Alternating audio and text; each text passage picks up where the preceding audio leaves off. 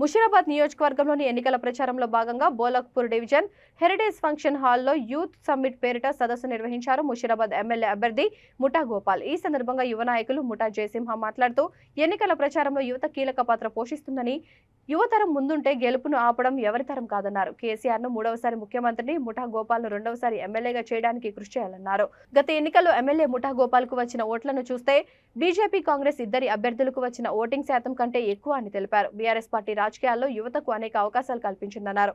ఈ కార్యక్రమంలో ఎన్నికల ఇన్ఛార్జ్ ఎక్కలనందు యాదవ్, ఎన్ఆర్ఐ విభాగం నాయకులు తదితరులు పాల్గొన్నారు.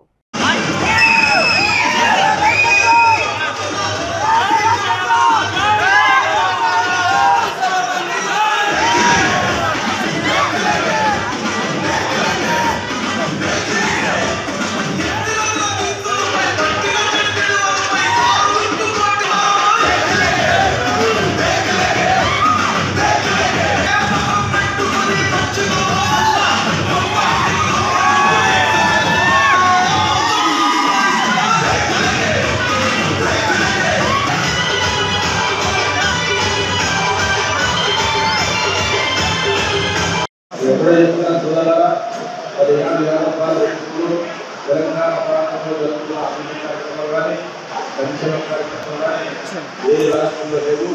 ముఖ్యమంత్రి గారు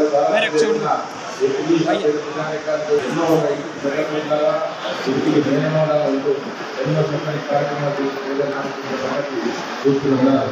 ఇలాంటి చూసే యువత కార్యక్రమాలు చాలా చేస్తారు కాబట్టి యువత ఆహారం ఎప్పటికీ యువత దేశం లేని ఎమ్మెల్యే కాదు, దేశంలో లేని ఎంపీ కాదన్న విధంగా ఆలోచించి వీళ్ళు జరుగుతున్న ప్రతి ఒక్కరు కూడా ఈ నైట్ అనే కష్టం పనిచేస్తూ పార్టీ అభ్యర్థికి దాదాపు